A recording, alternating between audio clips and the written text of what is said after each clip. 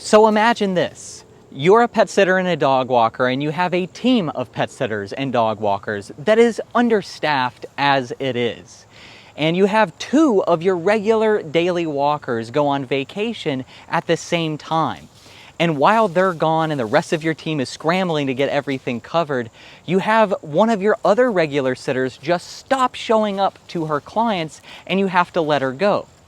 And then while you're dealing with that, you have another sitter get locked out of a client's house with her phone inside.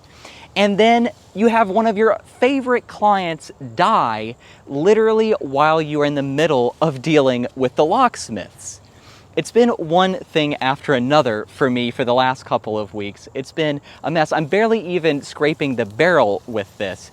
On top of this, I was cussed out by a new client because we didn't have any last minute availability. I was attacked by a poodle one day. I had a client literally offer me cocaine.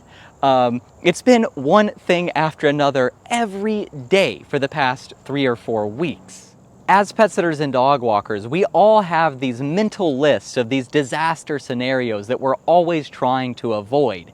And when you transition from the pet sitter role to business owner role and you have a team under you, that list of disaster scenarios only grows longer. And I had to deal with multiple of those scenarios recently. Every successful pet sitter and business owner that I've ever met preaches the importance of systems and processes in their businesses, especially me. I'm that guy. If you've ever watched my YouTube videos, that is what I preach constantly. So that begs the question, how did all of this happen?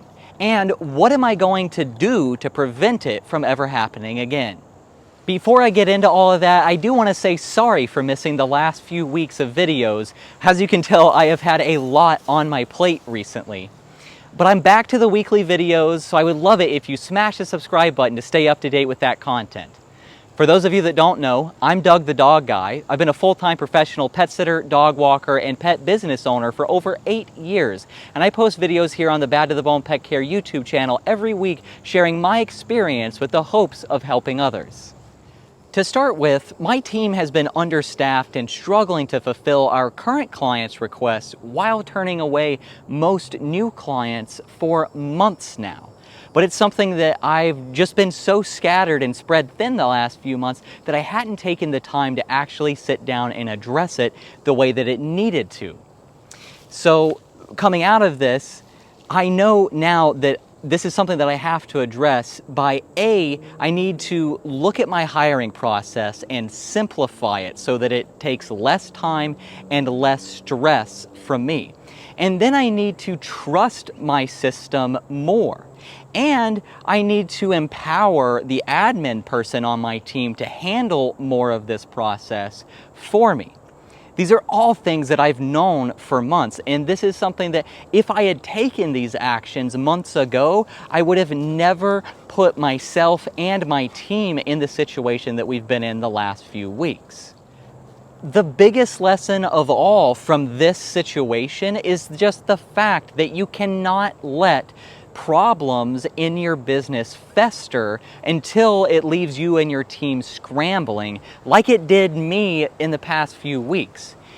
If I had just tackled this when I knew it was a problem months ago, this all could have been avoided. One of the other major issues that I've been dealing with was having a sitter on my team just stop showing up to her clients, which was a disaster on many fronts.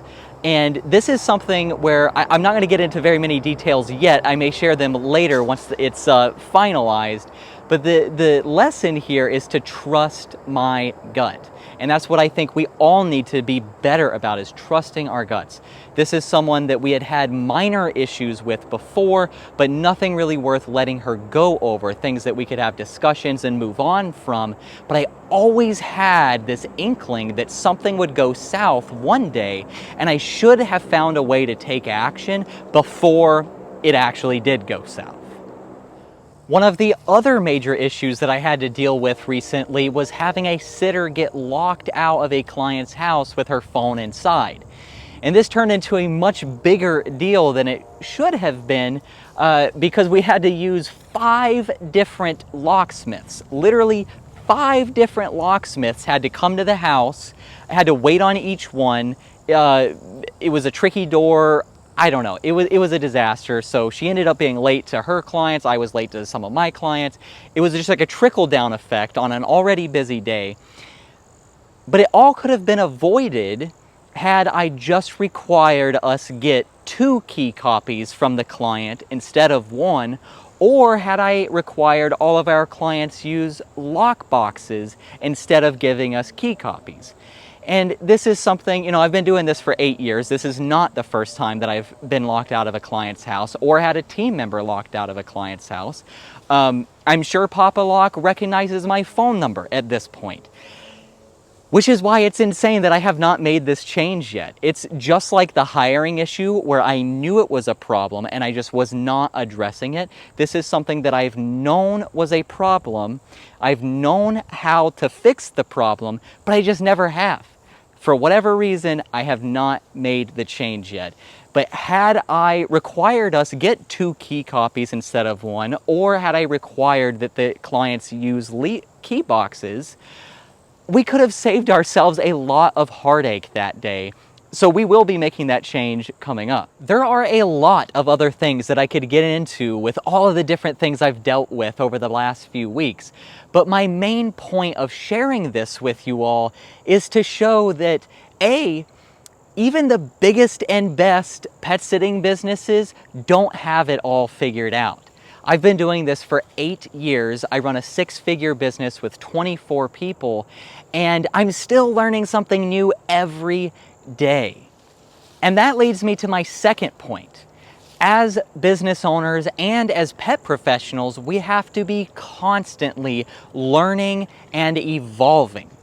If I went through all of this and I felt all of these negative emotions and I didn't make changes to prevent it from happening again, I would be doing myself and my entire business a huge disservice. But by taking the time to step back at the end of all of this, survey all of the situations, learn from it, and then implement changes because of it, I can turn these disaster scenarios into positive learning moments. And that's what it's all about, and that's why I'm sharing this with you guys. I'm Doug the Dog Guy from Bad to the Bone Pet Care, reminding you to stay positive.